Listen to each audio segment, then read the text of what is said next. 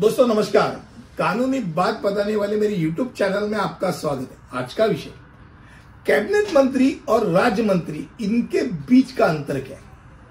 वैसा देखा जाए तो भारत का पंत प्रधान इस बात का निर्णायक प्राधिकारी होता है जो मंत्री परिषद की संरचना करता है। अनुभव और वरिष्ठता जैसे कारकों के आधार पर मंत्री परिषद को 4 भागों में विभाजित कर सकते हैं हम लोग। पहला है तो मंत्रिमंडल, कैबिनेट मंत्री, दूसरा है राज्य मंत्री, तीसरा होता है उप मंत्री और चौथा होता है संसदीय सचिव। बाकी 3 और 4 तो छोड़ देंगे, हम पहले 2 की बात करेंगे जहां कैबिनेट मंत्री और राज्य मंत्री की बात है। कैबिनेट मंत्री यानी कैबिनेट और मंत्री परिषद का एक दूसरे के साथ भ्रमित होना सामान्य बात नहीं है, नॉर्मल कुछ चीज है। एकमात्र उसमें समानता यह है कि जो कैबिनेट मंत्री और राज्य मंत्री ये दोनों पंत प्रधान को रिपोर्ट करते, बाकी उनमें बहुत सारी ऐसी चीज है कि जो अलग बनाते। कैबिनेट में कई वरिष्ठ मंत्री होते हैं जिनके पास रक्षा, गृह, शिक्षा आदि जैसे बड़े बड़े महत्वपूर्ण विभाग होते हैं। अब ऐसे विभाग होते हैं कि जिनका धनराशि उनके पास ज्यादा होती है, पावर ज्यादा होती है, उनके पास आने वाले चीज ज्यादा होते हैं, तो इनका महत्व अधिक होता है। 1978 के संवैधानिक संशोधन अधिनियम से एक पारित होने के बाद कैबिनेट को एक संवैधानिक निकाय का दर्जा प्रदान किया है।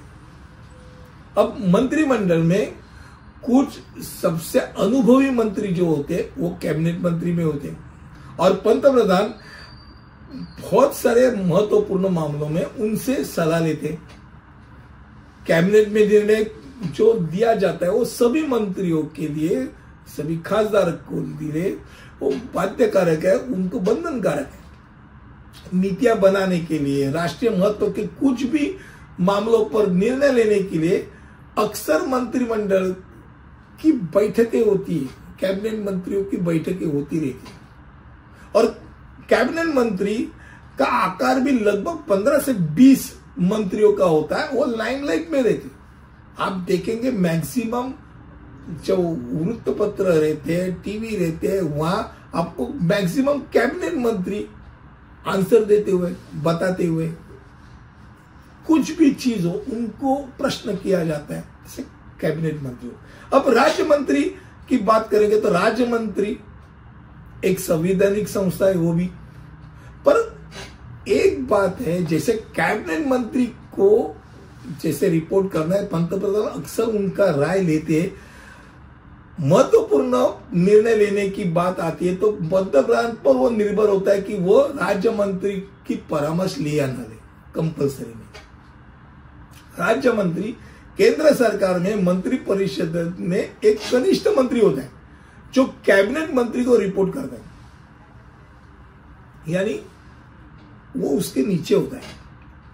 अब ऐसा भी होता है कभी कभी कि उसके पास स्वतंत्र प्रभार हो, तो स्वतंत्र प्रभार है, उसके ऊपर कैबिनेट मंत्री नहीं, तो ऐसे समय में जहां ऊपर कोई नहीं तो उसका महत्व बढ़ जाता है। अब स्वतंत्र प्रभार वाला राज्य मंत्री भारत के राज्य या केंद्र सरकार में बिना किसी निगरानी का, यानी कैबिनेट मंत्री का एक मंत्री होता है तो अपने स्वयं मंत्रालय का वो प्रभारी होता है। राज्य मंत्री के विपरीत वो एक मंत्री ऐसा होता है कि जो कैबिनेट मंत्री न होते हुए भी उसको मंत्रिमंडल में बुलाया जाता है। भाई उसका अगर विषय हो तो उसको बुलाया जाता है, क्योंकि वही आंसरेबल है, उसके पास ही तो उसका आंसर है। राज्य मंत्री के संख्या पे एक संविधान के कारण एक सीमित संख्या है। और लास्टली कैबिनेट मंत्री और राज्य मंत्री में कैबिनेट मंत्री अक्सर ऊपर रहता है। इतना याद रखिए, बहुत बार कैबिनेट मंत्री पद नहीं मिला इसलिए रूठ के बैठे हुए मंत्री दिखाई देते हैं। तो भाई कैबिनेट मंत्री क्या है और राज्य मंत्री क्या है, इसके बारे में आज का विषय था। मुझे लगता है कम शब्दों में आपके सामने मैंने रखा। अगले वीडियो में ऐसे कुछ लेकर आऊंगा, तब तक अलविदा, धन्यवाद।